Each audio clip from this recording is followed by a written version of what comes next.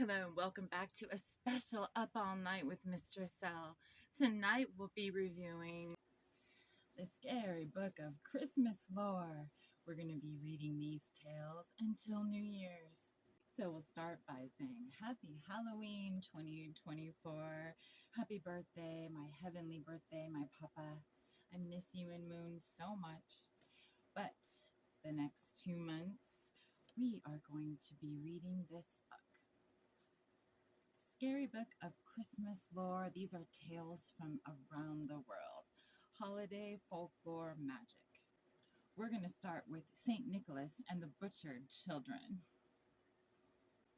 Since St. Nicholas is at the heart of many of these tales and legends, we'll begin our journey down the dark path of Christmas terrors with him. Not too much is known about his actual biography, but quite a few legends have sprung up about him. St. Nicholas, or St. Nick, was a handy alternative name for Santa Claus. But there really was a St. Nicholas who lived in Asia. In his own time, he was Nicholas of Bari, a Greek bishop in an age when the Roman Empire was not officially Christian or even close to having a majority of Christians in its population. Not too much is known about his actual biography, but quite a few legends have sprung up about him. Many of these stories tell us about his generosity and his secretly giving gifts to people or money and those in need.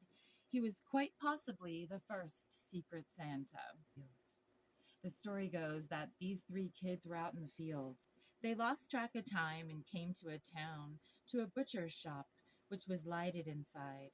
They were tired and hungry, and now they were lost, so they knocked on the door. The butcher answered, and they asked him if they could have some food and a place to sleep for the night. He was only too happy to welcome them in, but he had no intention of giving them a welcome sleep for the night. Taking out a sharp knife, he unalived and butchered each of them, dismembering them and placing the body parts in a barrel with brine and curing. He intended to sell the pieces as ham to unwary customers. A long time went by, some account so much as 7 years. But Nicholas learned of the crime and went to the butcher. He commanded that this evil man opened up his salting barrel, and the butcher could do nothing but comply. Once open, Nicholas made the sign of the cross over it and commanded the children to rise. The 3 dismembered bodies were miraculously repaired, and the children brought back to life. No word on what happened to the butcher, but later legends say he was forced to work with Nicholas ever after as a penance for his sins. We'll meet some of his incarnations in this book.